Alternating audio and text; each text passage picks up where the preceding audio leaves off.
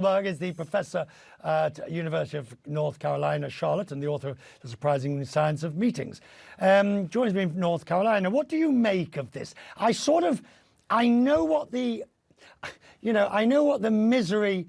mischief was meant to be cured, but does it do it? That's a great question. I liken it to a New Year's resolution, right? If you have a New Year's resolution, I'm going to stop eating meat. There could be a host of unintended consequences associated with that action. So that's one detraction from just a wholesale removal of meetings. Furthermore, what I'd rather teach people is how to have a healthy lifestyle, because that type of change sustains itself over time. The same thing can happen with meetings. We could change organizational cultures and leadership behaviors so that meetings truly work. Even not only work, but serve to engage employees, include employees, and actually can promote productivity and the problem return on investment. The problem is many people who are calling the meetings or leading the meetings are incompetent.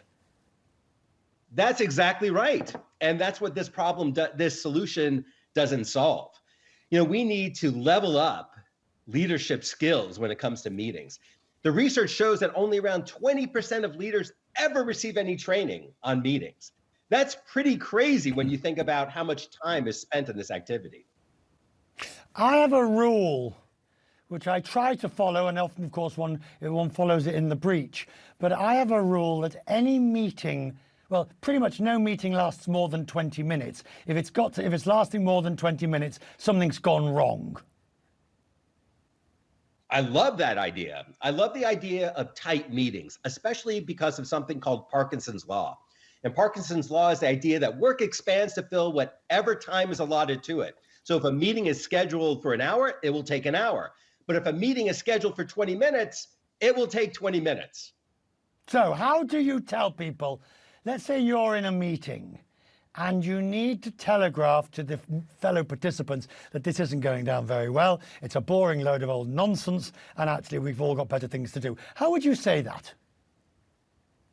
That's a tough challenge for an attendee.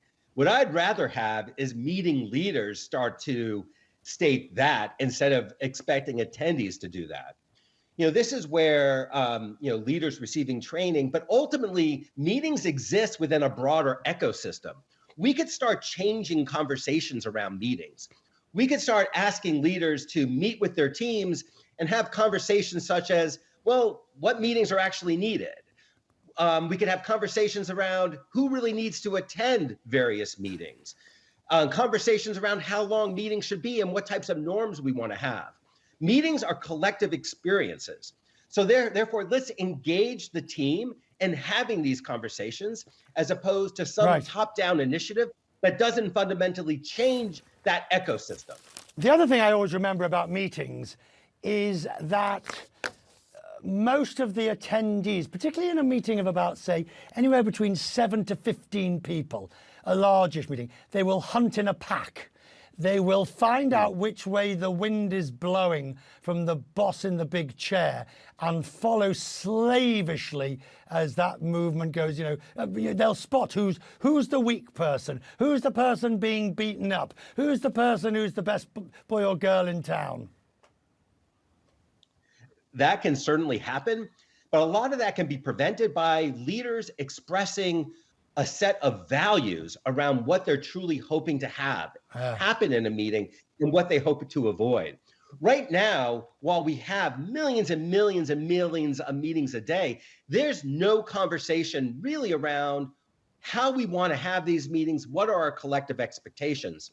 Furthermore, there's a lot of ways we can diversify our meetings to make them more effective and get more voices and less politics. For example, I'm sorry.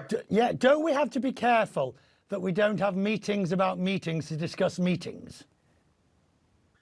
I want to have a little bit of time where people discuss meetings as a process and a system and a communication vehicle.